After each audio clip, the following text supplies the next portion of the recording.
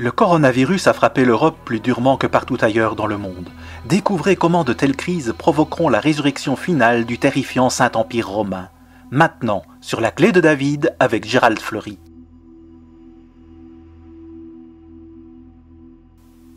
Bonjour à tous. Le coronavirus va-t-il provoquer la venue de l'implacable Saint-Empire romain ? L'Union européenne se débat avec beaucoup de problèmes liés au virus et des problèmes économiques aussi qui sont vraiment graves. Et le coronavirus hâte ce jour. Il l'accélère beaucoup. Et je vous le dis, ce Saint-Empire romain, cette superpuissance qui est sur la scène mondiale, va affecter votre vie directement. Ce Saint-Empire romain va bientôt choquer le monde entier. La Russie, la Chine, les États-Unis et le Royaume-Uni, le Moyen-Orient, le monde entier. Il va choquer ce monde comme aucune puissance ne l'a fait en ce temps de la fin. Nous prophétisons cela depuis plus de 75 ans. Nous prophétisons donc depuis une longue période et à présent nous voyons que tout se passe précisément comme nous l'avions prophétisé et comme la Bible l'indique très clairement. C'est presque renversant pour moi. Je suis impliqué dans cette œuvre depuis plusieurs années et c'est tout à fait étonnant de voir avec quel soin même ces prophéties ont été accomplies. Nous devons donc penser à ces 10 rois qui sont sur le point de monter sur la scène. L'Union européenne est sur le point de se rétrécir, et cela se produira peut-être cette année, et dans pas plus de 2 à 4 ans. Si vous regardez la prophétie biblique, je pense que vous pouvez prédire cela assez précisément ou le prophétiser tout aussi bien. Et cela inclut l'homme fort, car avec ce coronavirus, de plus en plus de gens en Europe parlent de cet homme fort qui est nécessaire, parce qu'il y a un manque d'autorité pour vraiment faire face aux problèmes liés au virus et aux problèmes économiques. Et ce que vous devez faire pour affronter tout cela, c'est vraiment un problème très sérieux auquel on n'a jamais eu à faire face auparavant. L'Italie a été la plus durement touchée et le professeur Nicola Boré a dit ceci. L'économie a fondamentalement été arrêtée. Nous allons probablement assister à des faillites massives. Les banques italiennes seront durement touchées. Cette citation vient du New York Times du 17 mars. Et nous voyons que l'Espagne et la France ont de sérieux problèmes d'endettement, comme les États-Unis, et beaucoup de problèmes liés au virus aussi. Voici ce que Richard Palmer a écrit dans notre article de la trompette ce mois-ci. Le coronavirus va-t-il faire s'effondrer l'Union européenne ? Et il a mentionné juste ici, le coronavirus pourrait faire chavirer l'Union européenne, a déclaré Politico. Avec la levée des frontières en Europe, le coronavirus dévaste l'Union européenne, a écrit le Télégraphe. Le coronavirus teste la cohésion de l'Europe, ou son unité. Elle est très divisée pour diverses raisons, mais elle ne peut pas s'unir et faire face au virus comme elle le devrait à cause de ces divisions. C'est un sérieux problème. Comment va-t-elle s'unir ? Parce qu'elle va s'unir pour devenir un ensemble de 10 rois. Elle sera unie et va avoir un seul esprit, dit votre Bible. Une seule pensée. Ces 10 rois vont tous donner leur esprit au chef du Saint-Empire romain, politiquement et même spirituellement.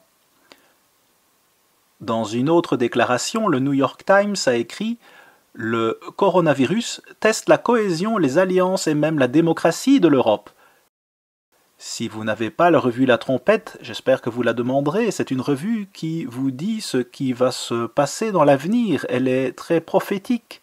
Et il n'y en a aucune autre comme elle sur cette terre. Et cet article et d'autres que vous lirez dans cette édition sont pour le moins très passionnants et très sérieux. Je vais vous faire seulement une autre citation de Bernard Connolly, l'ancien bureaucrate européen.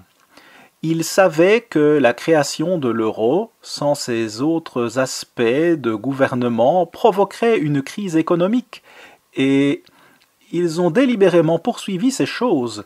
Il a écrit « Le but de cette crise sera, comme le disait en 2002 Romano Prodi, alors président de la Commission, de permettre à l'Union européenne d'avoir davantage de pouvoir. » En d'autres mots, les responsables planifiaient cette superpuissance. Certainement un petit groupe, pas tout le monde, et la plupart des gens ne sont même pas au courant de cela. Mais c'était planifié une crise comme celle-ci, afin qu'ils puissent s'emparer de plus de pouvoir pour diriger ce Saint-Empire romain. C'est le cœur de l'affaire, c'est ce qui s'est passé avec les 6 autres têtes qui ont précédé cette dernière tête que nous sommes sur le point de voir éclater sur la scène mondiale. Mais la satisfaction à l'égard de la démocratie n'a jamais été aussi faible historiquement selon une étude de Cambridge de janvier dernier. Nous parlons de gens qui se disent « Eh bien, nous ne pouvons pas résoudre ce problème, nous ne pouvons pas nous unir. La démocratie est-elle vraiment la façon de procéder ou devrions-nous avoir un homme fort? Un homme fort pour faire face à ces graves problèmes de virus et aux dangers. » Zeit Online a dit « L'Autriche a massivement restreint les libertés civiles en raison du coronavirus. C'est compréhensible dans cette situation, mais c'est aussi dangereux. Oui, ça l'est. C'est très dangereux à cause de ce qui s'est produit dans le passé. » Et si vous vous rappelez, Sebastian Kurz a déjà dit que son Église guide sa politique, c'est-à-dire le Saint-Empire romain. Et cet empire s'élève devant nos yeux, et il est prêt à choquer ce monde, et peut-être cela pourrait même arriver cette année. Vous devez surveiller ce qui se passe en Europe. Certains de ces dirigeants, comme en Hongrie, deviennent des autocrates ou des dictateurs. Eh bien, en Hongrie, le Parlement a même donné aux dirigeants hongrois des pouvoirs dictatoriaux. Et il est presque certain que la Hongrie sera un membre du Saint-Empire romain. Elle en sera membre, presque certainement.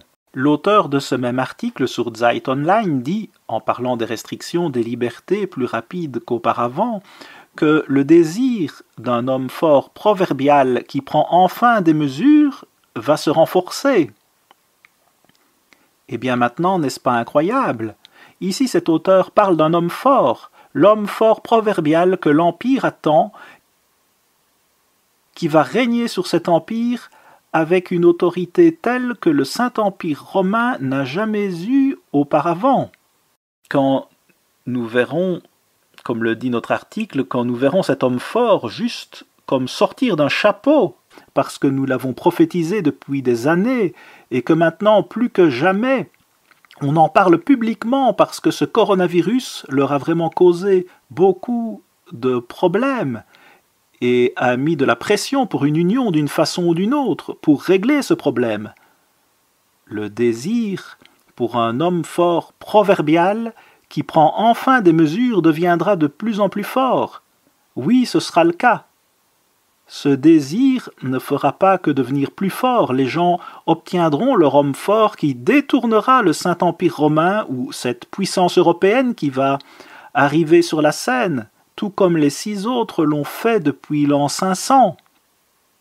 Ces 5 empires romains se sont succédés sur la scène mondiale durant une longue période. Mais de toute façon, pensez seulement au fait que nous avons prophétisé cela depuis 75 ans, et maintenant les détails, je veux dire même les bourgeons sur l'arbre ont commencé à se manifester. C'est vraiment la prophétie primordiale dans ce temps de la fin, juste ici. Et vous pouvez la lire dans beaucoup de prophéties de votre Bible. Et encore une fois, l'Europe est faible et divisée. Et le peuple allemand, surtout, ne peut pas vivre avec une telle situation. Ils n'ont tout simplement pas prouvé par le passé qu'ils pouvaient vivre ainsi, et ils ne le prouveront pas plus cette fois.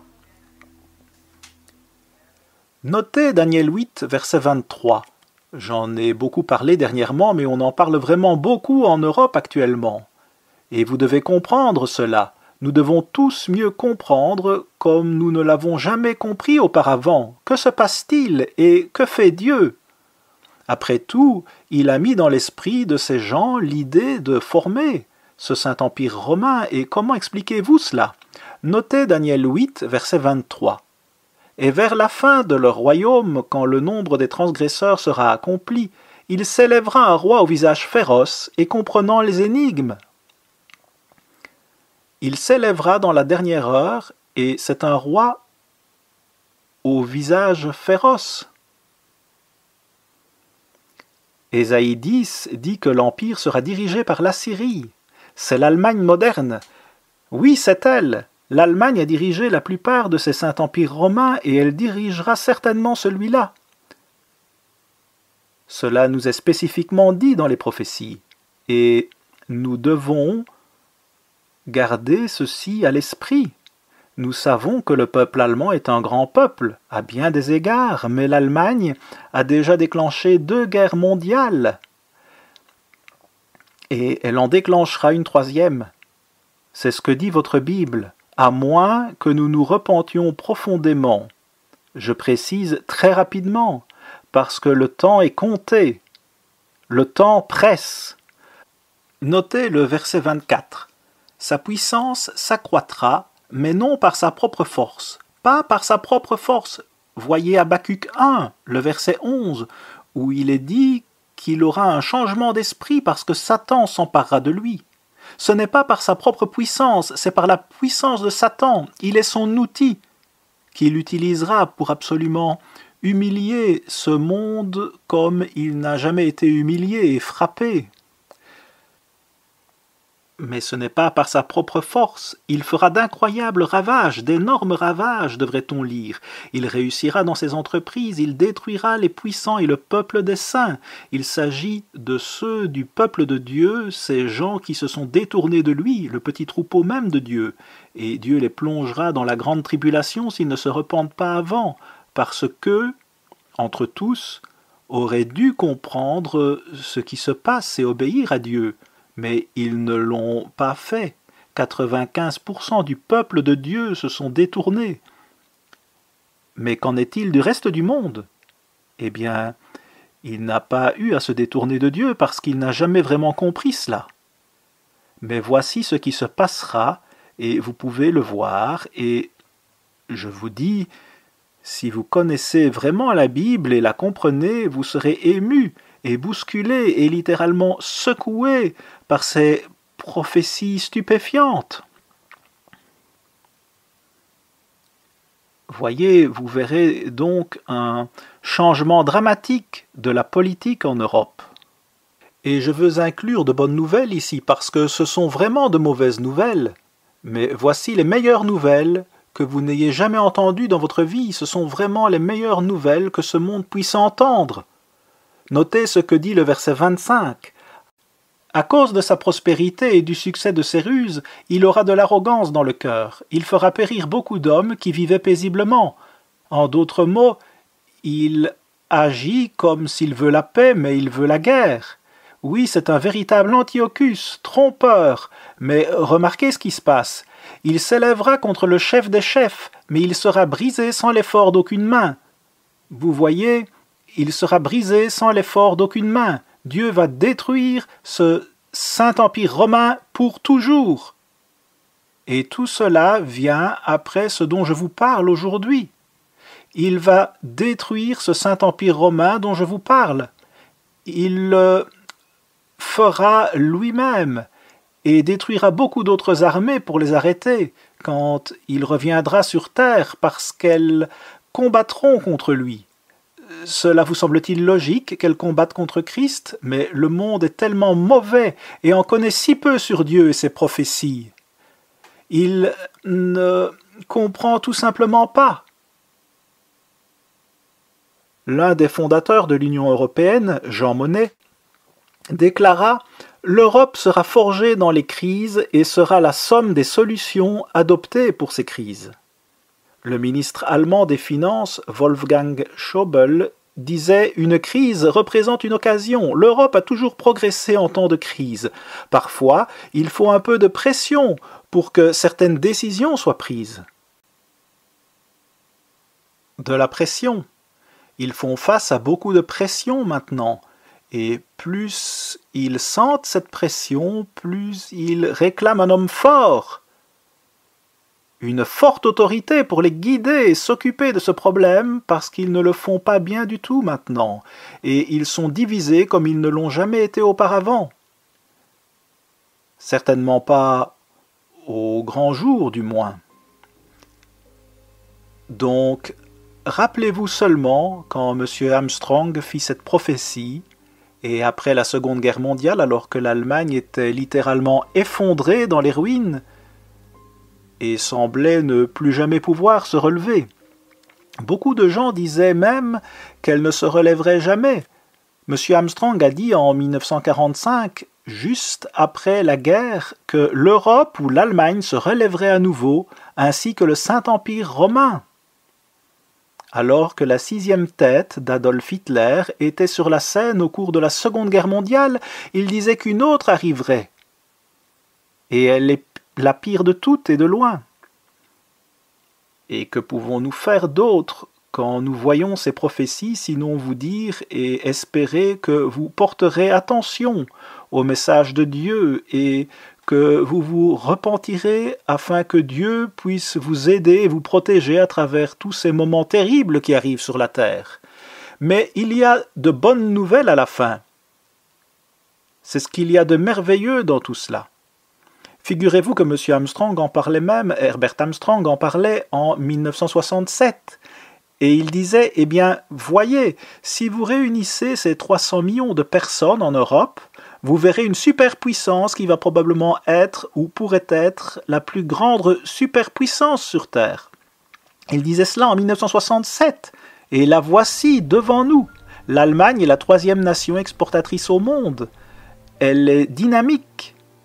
Et elle a des alliés en Europe, et des alliés que vous n'avez jamais vus, eh bien, dans aucun autre empire comme celui-ci. Mais M. Armstrong a dit qu'il continuerait à réclamer une union politique.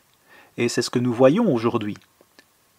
Certains ministres de M. Armstrong disaient comment il avait découvert ces prophéties dans l'Apocalypse.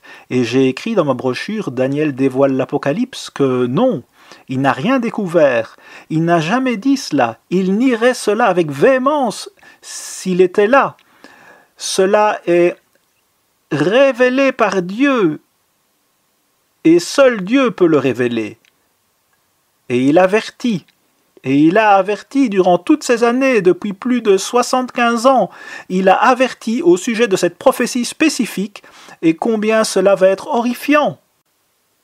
Maintenant, les bonnes nouvelles, c'est que le Christ revient tout juste à la fin. Et ce sera dans très peu de temps. Nous devons comprendre cela. Vous voyez, M. Armstrong disait toujours que ce verset d'Apocalypse 17, verset 10, est en fait un résumé de toute la prophétie du temps de la fin. Et je vais vous le lire dans un instant. Cela s'adresse vraiment à vous et devient si spécifique. Apocalypse 17, 10. Ce sont aussi 7 rois. 5 sont tombés, 1 existe. Voyez, 1 existe. C'était quand M. Armstrong vivait. 1 existe. Quelque chose s'est produit quand 1 existe. Et il nous a dit ce qui se passait. L'autre n'est pas encore venu.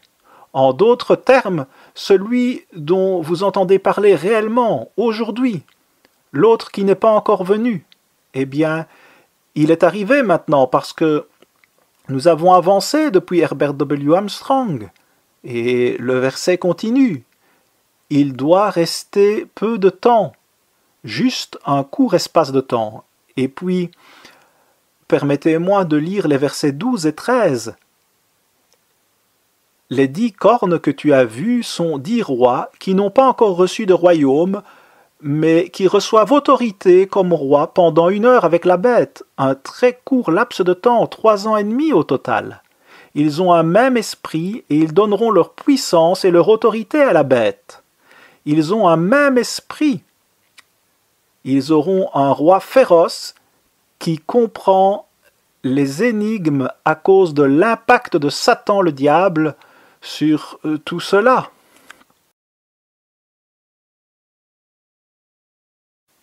Et Dieu dit que vous feriez mieux de prêter attention, et vous allez voir une nouvelle Allemagne renforcée ou une Allemagne encore plus renforcée, et ils auront leur homme fort.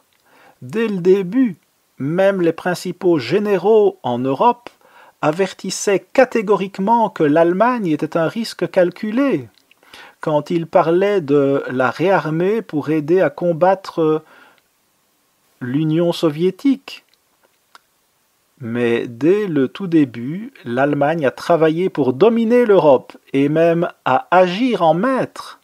Si elle s'était vraiment repentie de ses péchés de la Seconde Guerre mondiale, où 60 millions de personnes moururent, alors vous croiriez qu'elle ne tenterait pas d'être le maître de l'Europe comme elle le fait aujourd'hui. C'est pourquoi la Grande-Bretagne a quitté. Elle savait ce qui se passait là-bas et elle n'allait pas se soumettre à cela. Et nous avons aussi prophétisé cela dès le début.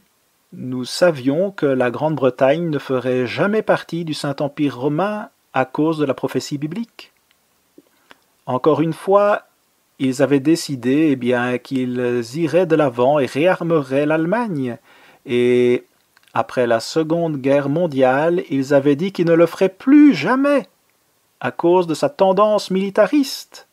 C'est donc de cela qu'il est question aujourd'hui.